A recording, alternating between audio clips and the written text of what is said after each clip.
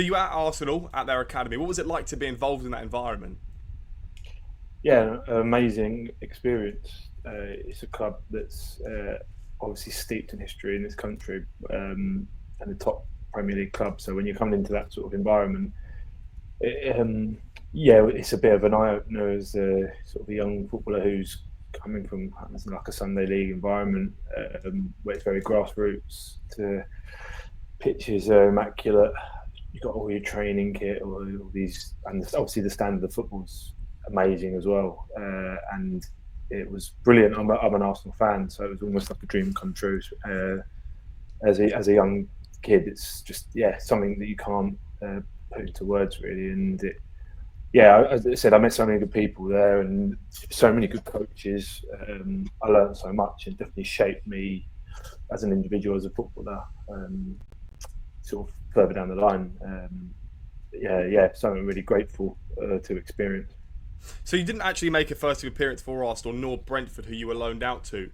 But what was Brentford's facilities like? Because obviously, well, I suppose it wouldn't have been Premier League back then, but it's still like a top tier side. Yeah, they were very much in the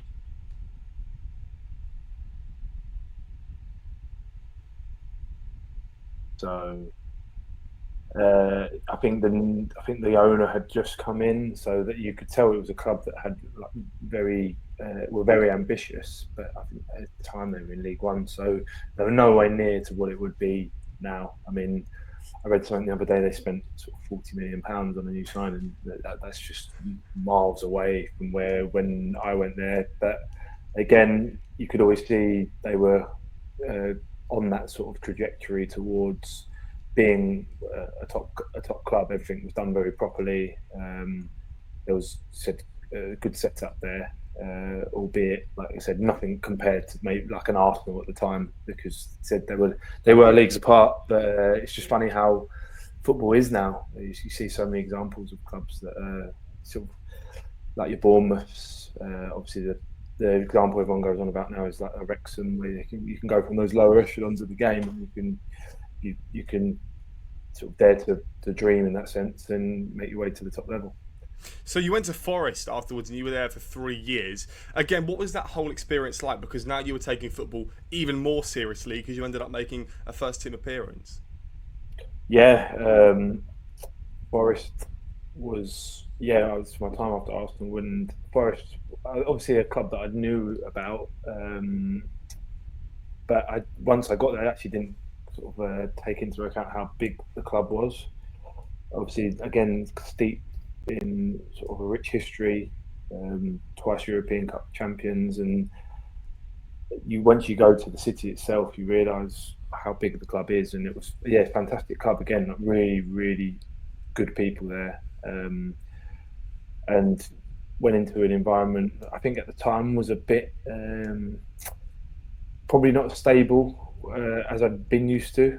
Arsenal obviously had Arsene Wenger there for a number of years, while Forest was a bit more probably, I'd say, was more of a reality check to what football really is like. She said lots of turnover as the players and managers, but albeit like a great club. And again, really enjoyed my time there. Met some great people, some really good coaches, and some really good players as well. Many that had gone on to do really well. And I think, I was fortunate to make my debut, which again was an experience I'll never forget. So when you came on against Brighton, ultimately you lost the game, but you played about 15 to 20 minutes of football. What was that like to come on and experience that? Brilliant, yeah, amazing experience. I think we had a packed house. I think it was towards the end of the season. I believe Brighton needed to win to get the playoffs, so they were throwing everything at it. And it was competitive, and it just showed you even within that snapshot how how good the level was.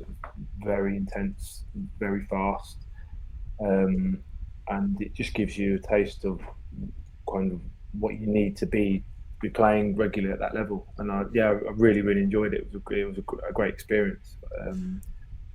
Brilliant. So I suppose then when you are in that 90-20, even up to maybe like 24, you should expect to go out on loan somewhere. I suppose you're still trying to find your feet. And when you were at the club, you went on two loan spells. The first one to Newton Town in the 5th tier. So What was that like for you? How did that first contact come about that you were going to go out on loan? I think I was in and around sort of the first team, um, and it was that point where I think there was a lot of pressure. Forest, they were. I know they're in the Premier League now and they're doing really well, but they were still very ambitious at the time within the Championship. Albeit, I don't think they probably were ready on and off the pitch to go up. But the ambition was there, and there was also pressure. Hence, why there was sort of a lot of changeover of managers, and it was difficult for some of the young players really to like get a break into that first team because you just never knew who would be in the building from time to time.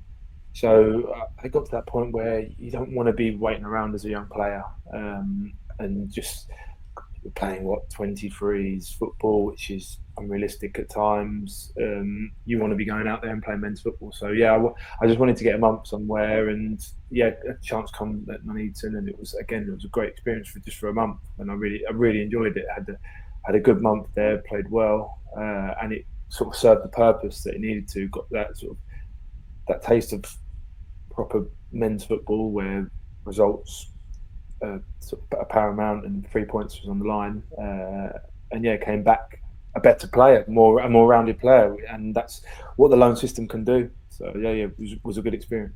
So you mentioned the under-23s there, and I spoke to so many people who say the same thing, that essentially it's sort of like a placeholder for the people that could be good enough but are probably a bit too old to be at the top level. So what were you in that environment, like for how long were you in that environment for? And I suppose you probably just got absolutely fed up of it because you want to play first team football.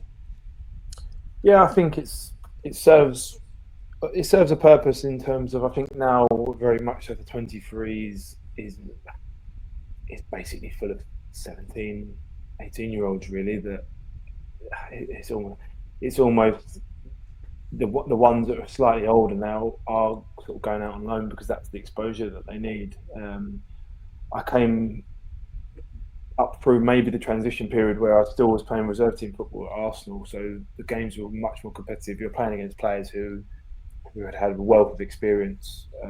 Either they weren't playing for the club of the weekend and they were just getting some minutes in the reserves. So you end up coming against some like really good players. While the 23s, it started off similar, but then it got quite diluted and it ended up being a youth team game by the end. And yeah, once you're in it for a couple of seasons, you're not really benefiting from it. I'll be honest. At the time I was 19 years old, 20. I needed to get out and play. You need to. I can see where it serves a purpose for some players where they might be training with the first team all the time and it's just topping up their minutes and they may be playing the odd game, but at that time you're training with the first team, but you're not really realistically getting any minutes, and you need to get out and play first team football. And I think that's paramount really for young professionals who are now coming up. You see, it's so important. Not to say the 23s football is, I don't think it's as bad as what some people make out, but it serves a purpose for maybe like a certain age group now, which is a lot younger rather than the older pros. So you went to Torquay afterwards the following season in the fifth tier again. So as a player that's still trying to find his feet and trying to find a home, that's not a bad move. Torquay's obviously a really big club, and you were there, just narrowly avoided relegation. So I suppose for the majority of the season, there's even more pressure on your shoulders.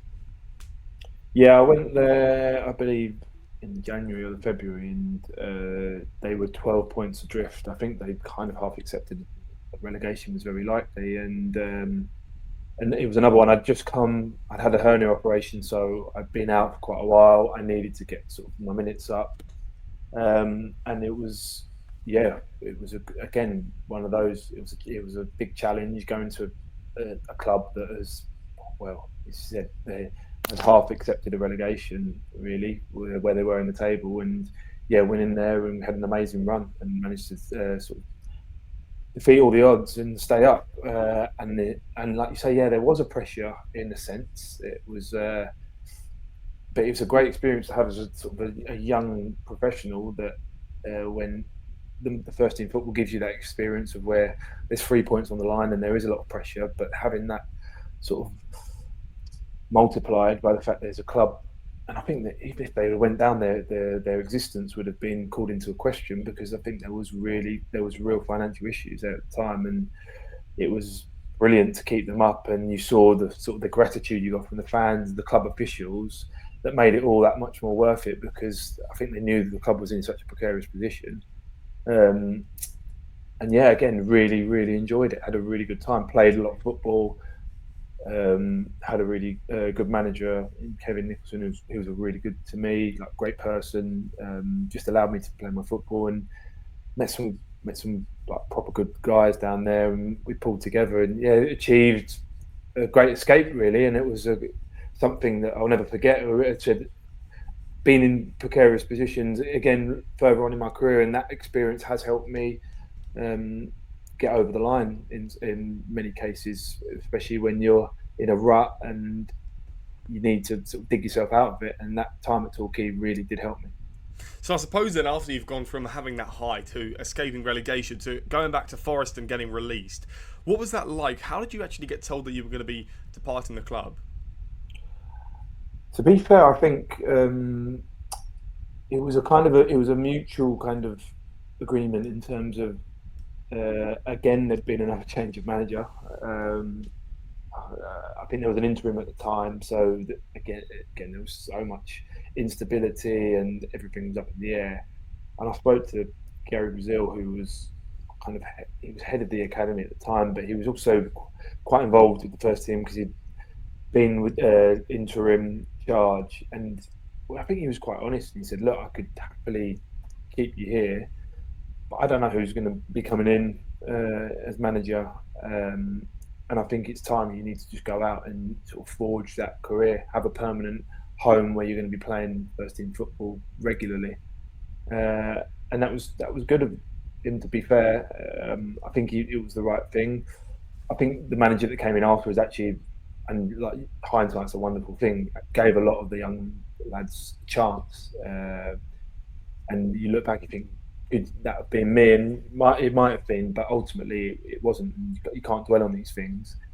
But yeah, it was very much that was the case. And yeah, it was for the best, really. I mean, like I said, you get into that age where you're like 20, 21, and you want to be playing first team football. You want to be part of a regular sort of team rather than you're in and out, don't really know what you're doing. Could be getting sent on loan.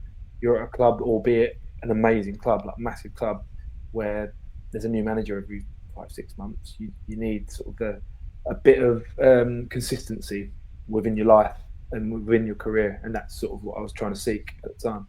So you went to Braintree, but quite quickly after that came to an end. So I suppose we can just brush that one under the carpet. But Chelmsford was your first move after that, and then I suppose that's where you sort of found your feet a tiny bit more. Yeah, I think the Braintree thing, I don't know why people say it's time for. I think I went there and just trained for a couple of days, and they had a game and they registered me, but I wasn't ever gonna play. It was one of those things. It was just there to. I was just biding my time, seeing what was right for me, and then I had a few calls in the summer, but then yeah, I went down to Chelmsford because it was local to me. Didn't really think much of it, to be honest. Ended up training a couple of times and just enjoyed it. Was say, look, want you to play in the game. Played a couple of games, started to enjoy it. Picked up a bit of fitness, and then it was kind of the rest was history. Really had a great season there. Really enjoyed just playing regularly, week in, week out. Part of a really good team. We had some success, did well, got to a playoff final, won a trophy in that time as well under a really good manager and Rod Stringer, and he had a coach, Nick Haycock, who worked through the academy, so was very good with me, developed me as a player, and that's it was ultimately what I needed. Whatever the level, I just needed a consistent season of 50 plus games within men's football to show that, look, I can get that season under my belt, do well, and it kind of you've kind of broken that stigma of, oh, you're just a young player without much experience. You're kind of in the men's world of football then. So when you lost in the playoff final to Ebbsfleet, the chance to go to the National League, at the time it must have cut so deep. But like for the club and now looking back on it, was it a really big deal that you missed out on promotion? Like what was the ambition going into the season? I think the players and the staff's ambition was to go up. I don't know if the club was ready to go up. So I don't know if there was. I said I'm just talking from my experience. I might be wrong, but I thought Rod and had got a squad together that was good. Like we ultimately lost to Webster, who were probably more geared up to go up, and they did well the following season in the league above. But we probably weren't ready on that front, and we may have struggled in the National League. But on the day, we should have won that game. Personally, we should never have lost that game. We were quite comfortable. I think we're playing against 10 men as well, and they nicked it from us. But yeah, like I said, I don't think we were probably the club wasn't ready at the time, and ultimately we lost most of our best players the following season, and I think they did well, but again struggled, and they've been a perennial playoff loser within that league. And look, it's a really, really good club. Funny enough, sort of career's coming back full circle where I'll be back playing there this season. But I had a really good time there. It was an excellent club. Like I said, one of my most enjoyable seasons, more because just the environment that was created there by the staff and players. We had a really good changing room. So yeah, it's one I really enjoyed. So you went to the National League with Bromley, which obviously the fifth tier, which is quite something, and you did incredibly well when you were there. 43 games and 20 contributions in the competition. So what was that like for you to go there, take the step up, and really prove yourself? Yeah, it was good. I knew I could. I knew I could step up to the level. Like I said, I'd had low moves before at that level, so I knew it was just about finding sort of the right club, the right environment, and sometimes that's all it is. It's not about. It's just finding the right opportunity, what suits the player, and that came up with Bromley. I could have probably gone into the Football League if I'd have waited, but would I have got the same opportunity playing week in, week out? I'm not too sure. And they were a club that were, again, they were on the start of a journey, ambitious. We spoke about Brentford before. This was another club that, albeit they're not on sort of the level of Brentford, but similar in the sense that they had ambitions to progress.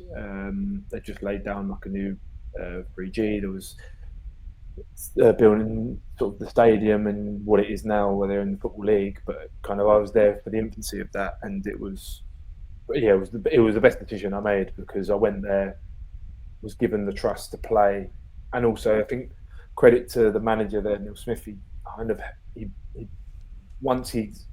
his trust. He kind of built a team, not round me, but he definitely built a team that would suit my attributes, and that's hence why I scored a lot of goals that season. And we had a great season. Obviously, we did well in the league, and we got to an FA Trophy final, which again we should have won. But to get playing at Wembley, I think was massive for the club, and obviously on a personal level, it was brilliant. So to be at Wembley, to go up the arches at the amazing stadium, what was it like as a player to experience that dream of essentially all your idols who play for England have been at that stadium in the same position as you? Yeah, that's the home of football. I think there's not many stadia within the world that you'd rather play at. I think Wembley will be in most people's top five. It's an incredible ground, and just to play there, not many people get the pleasure to.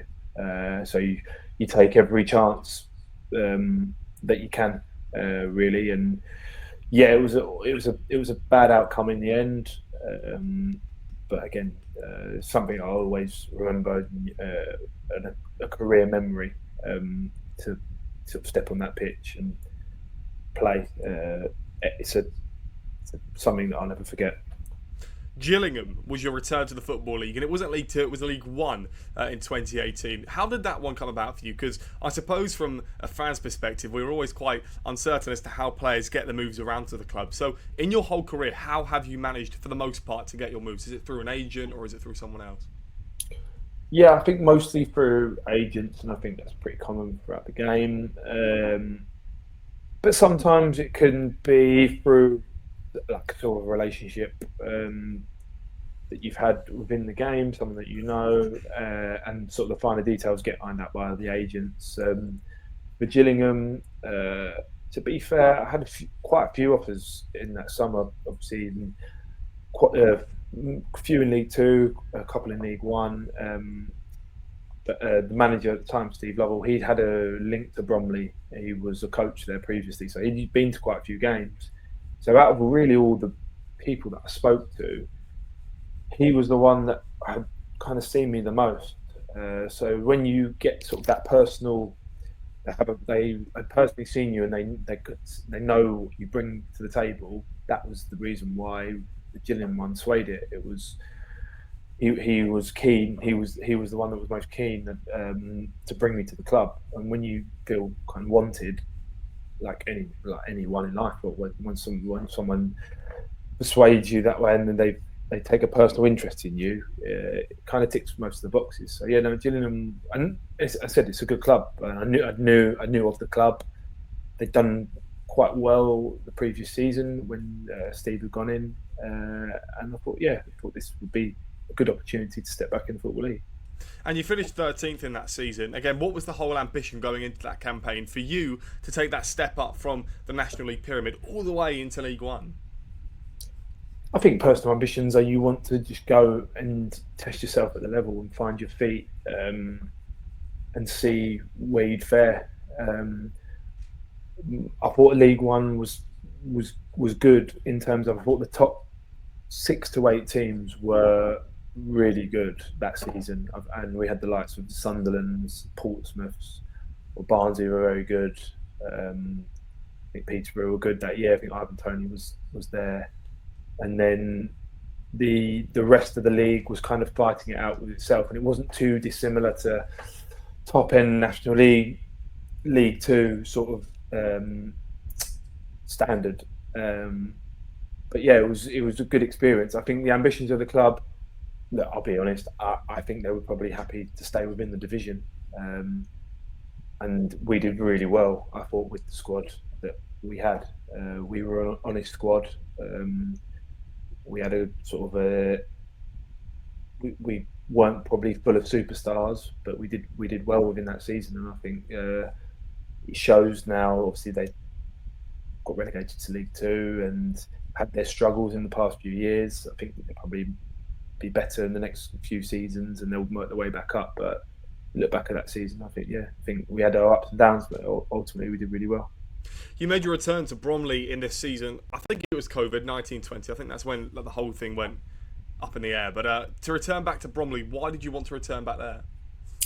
To be fair, I wasn't Gillingham. We had a new manager come in. Steve had left after my first season, and we'd had another manager and another Steve Evans. And to be fair, he just wasn't. He brought in over after players, and I wasn't someone that he wanted at the time. And I think he had made a number of changes throughout the squad. So there's a lot of us that were looking for new homes, so to speak. And look, it's a shame. I enjoyed my time at Gillingham. It was a good club, but at the time it wasn't plausible for me to be there. So yeah, I wanted to go somewhere where I was comfortable. I wanted to play again, and that's the thing. Most of the time, you just want to go back and go somewhere where you want, kind of the inside outs of the club, and you want to play. And Bromley was a easy choice, really, at the time. It was the most viable choice, and things had moved on at Bromley. I said I'd come in with the ambition, had started to ramp up a bit, and the new chairman had come in, and they really were pushing. They wanted to get out of the National League, and that was the ambition. So that's why I went back. So Steve Evans is obviously known really, really well around League One, League Two sort of clubs. What's he actually like as a person? Because I've heard all sorts of things. To be fair, I spent not long with Steve Evans, about 6 weeks. So I couldn't give you like a full sort of detailed account of what he's like as a person, really, only from, again, what I hear. To be fair, one thing I'd give him, he's honest, which is a lot of managers aren't, and it can be frustrating when you don't get a straight answer from him, from certain managers. He was honest from the beginning that he wanted to move me on, which was fine, but ultimately he does make it difficult at times. I will say he can be a bit of a difficult character. I wanted to go, and he was aware of that, but he made it a bit more difficult than it needed to be by the end. And I get you want to move players out to get players in, but some of the stuff sometimes I think there's a human touch, and you can be a bit more. How can I say?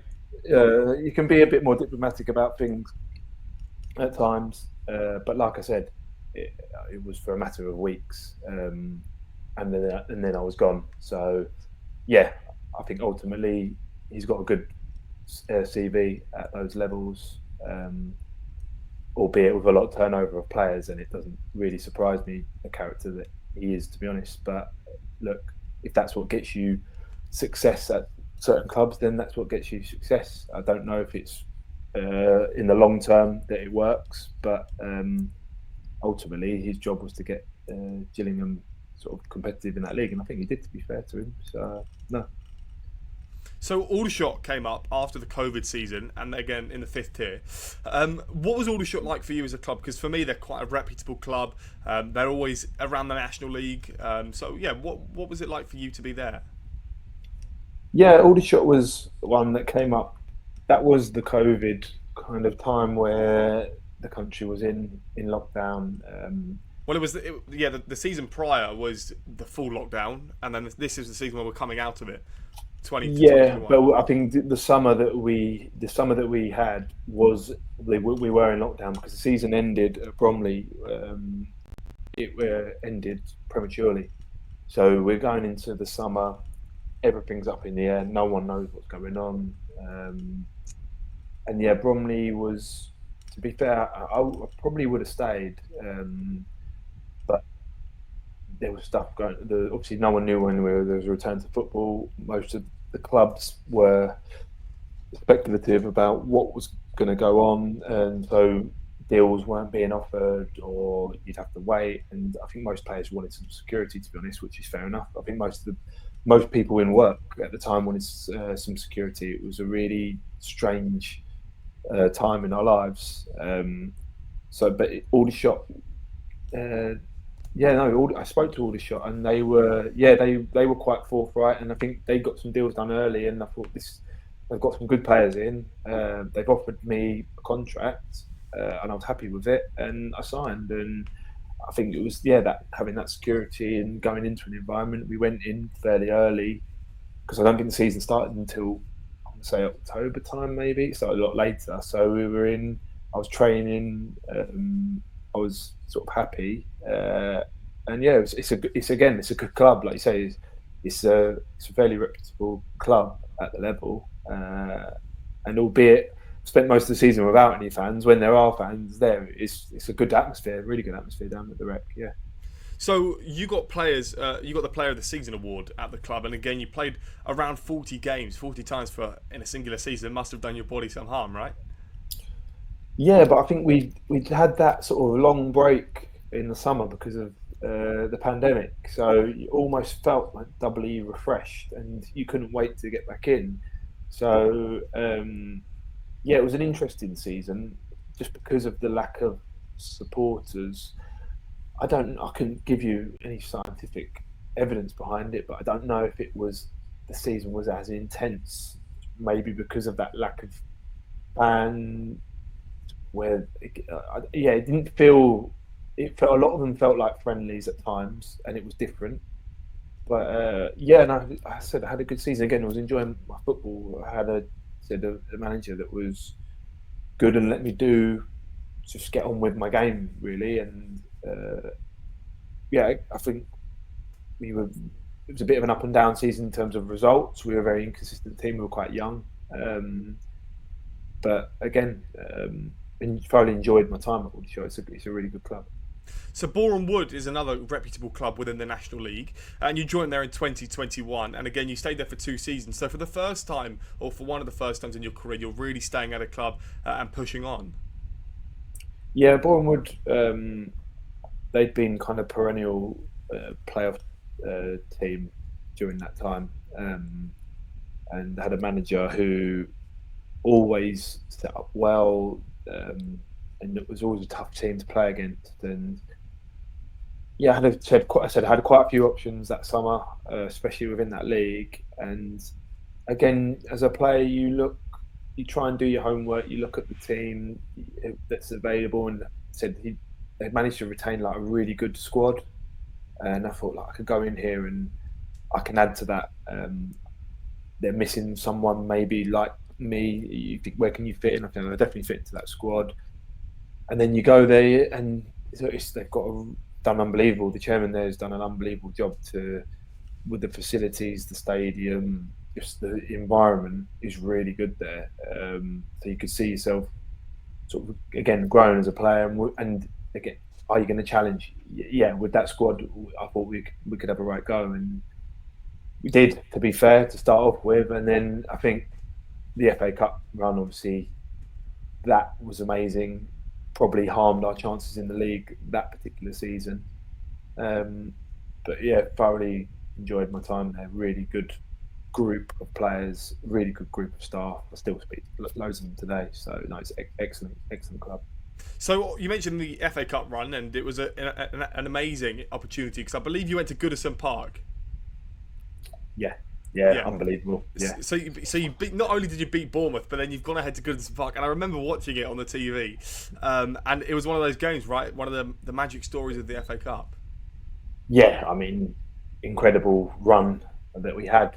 I think even down to we played St Albans in the second round, which was a local derby. So there was always a kind of a story. Wimbledon in the third round, which was the manager's old club. So there was always a kind of a backstory.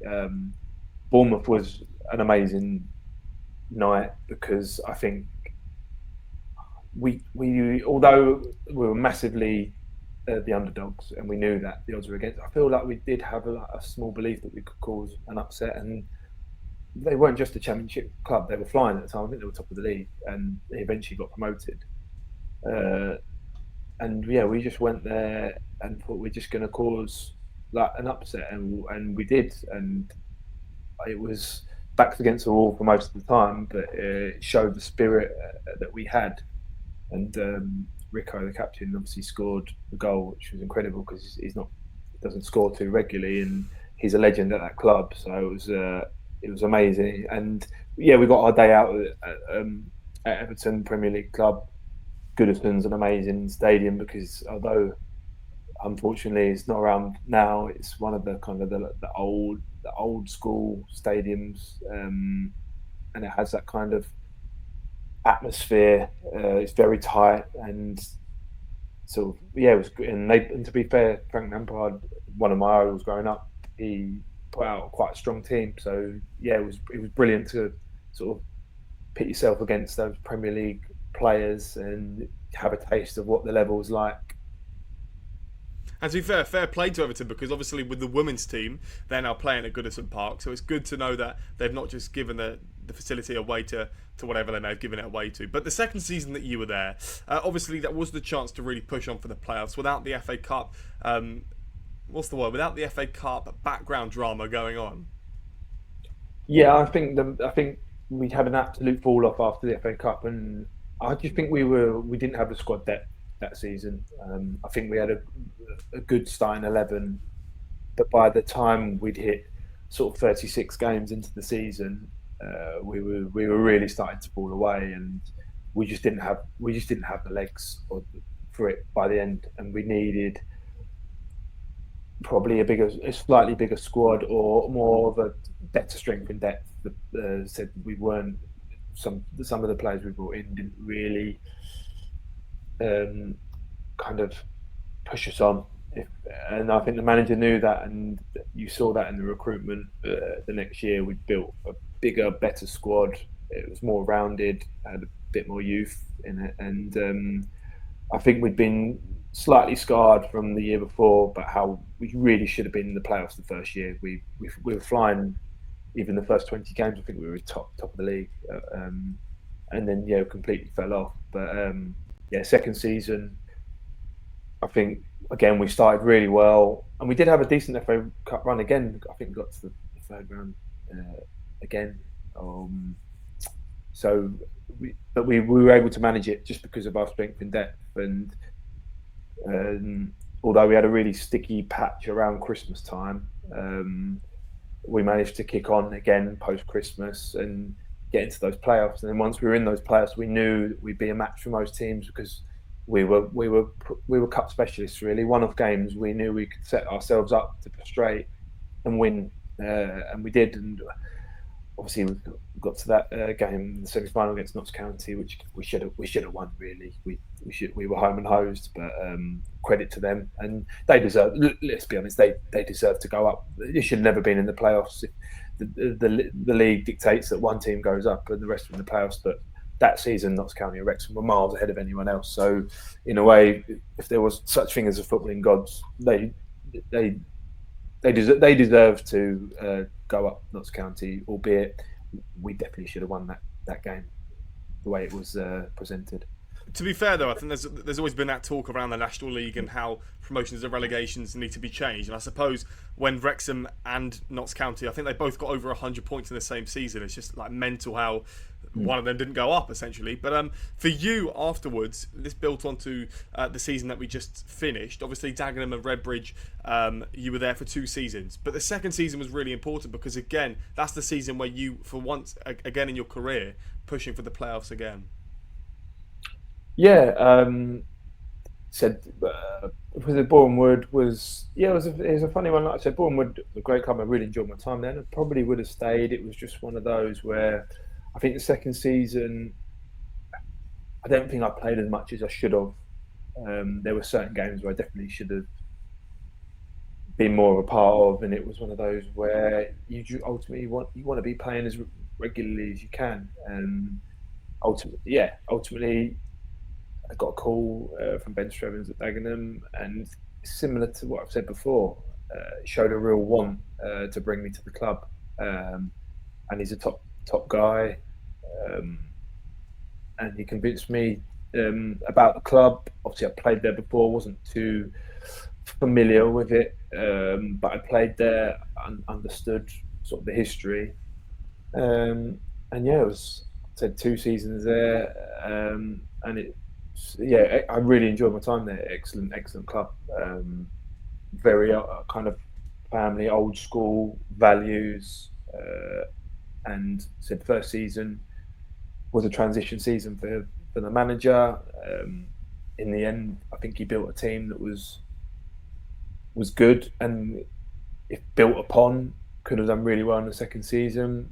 But said things change in football, and ultimately, it kind of all went downhill in the second season where it ended up in a relegation. You never should have, but it did, and that's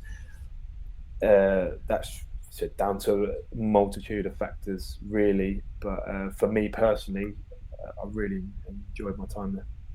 And I suppose Dagenham again is another reputable club, especially in and around London. So in the 2 years that you spent there, what was like the top memory that you really will look back on?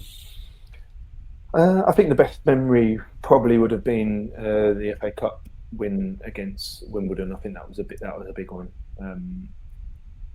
just because I think it meant a lot to the fans.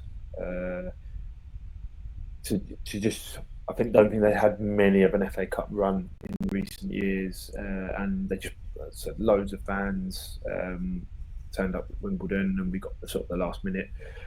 The winner, and it gave them the day out. Look, Millwall's a great club, but I think probably they deserved maybe a Premier League club would have been the reward that the fans deserved. But I had loads of good memories there. We had some really big wins over my first season and the second season, albeit it ended in relegation. We had some great days. A home win, I think we beat Gateshead 7-1, and they were top of the league at the time. And you can just, even that snapshot, you can understand how good it must have been when Dagenham were really flying in sort of the Football League, because just imagine sort of the crowds and sort of the euphoria. And I only got a small glimpse of that, and that was the only thing I kind of regretted, is that I wasn't there during like the really good times, because I could see how good it would have been with that sort of that group of fans, and they want a team that has that kind of spirit. And again, they're a bit of an underdog team. I'd had it with Boreham Wood, and I think they prided themselves on that before, and that's what got them success in the past. And it's the only regret I have, that I wasn't kind of there at an earlier time in my career. Well, for this season then, going into this new campaign, you mentioned Chelmsford. So is that the new team for you? Is that who you're going to be with for this season? No, I'm at Hornchurch this season, but we're in the same league, so I'll be going back to Chelmsford. But yeah, no sign for Hornchurch in the National League South. You signed for them in May, right? Which is quite early. Yeah. Basically just a multitude of reasons, like personal ones more than anything. I needed to drop part time with football. Just said there's a lot of things going on in my personal life, and I couldn't really commit to full time football. And Hornchurch, again, became available. It's not too far from where I live now, and a club with real ambition. I mentioned before Bromley, where you could see there was an ambition, and you were in the sort of the early stages of it. And I feel like I've come to a club in Hornchurch which is very similar. They really are ambitious, and they want to go places. And yes, it's going to be really tough this season. It's a really tough league. There's a host of big clubs we've talked about already, like your Torquays, and said Dagenham are in it this year. So it will be a really, really tough league. But we think we're going to challenge right up there. If we've said had a really good start, we've got a good squad, we've got a really good manager, and it just seems like a very community-based club, a very family-based club, and so far I've really enjoyed it. So, would you ever get into coaching? Because obviously, you have to look at the back end of your career as a footballer, like quite immediately, right? So, would coaching ever be something for you? I've dabbled in coaching during my playing days. To be fair, I've coached a fair amount, and whilst I was playing, and I did enjoy it actually for that time. I think long term probably not for me. I just think I've got other things I could rather put sort of my time to, but it suited me whilst I was playing, because I was sort of in it. I was in the game. I was active every day, and the coaching seemed like a natural progression. But as I've got older, I'm not say I appreciate what the coaches do, but it's probably not something that I would want to lend myself to long term. But I said never say never. I've got badges, and I've got a wealth of experience on that front. But I just probably try my hand at something slightly different, I think. Last thing from me then would be, you did represent England at youth level. So what was that experience like, and what was the best experience there for you? Actually, incredible. One of the best experiences that you can ask for as a young footballer, to represent your country is an absolute honour. The best experience was literally the first time you put on that shirt, you're singing the national anthem, and you're surrounded with the best players, and just like you say, that experience in itself, it's proper. There's no other way of saying it, really. It's just it's amazing to step foot on a pitch. What I said, wearing sort of the Three Lions jersey, and playing with some of the players that you do, and you know you're only going to improve as a player with those particular individuals, and it's again something I can be immensely proud of in my life. No one can ever take that away from you. So I'm lucky enough to have represented my country in that sense. Yeah. So Josh, look, I really appreciate you joining me, and best of luck with the new season, and I'll be sure to keep up with your journey. Thanks, Jamie. Much appreciated.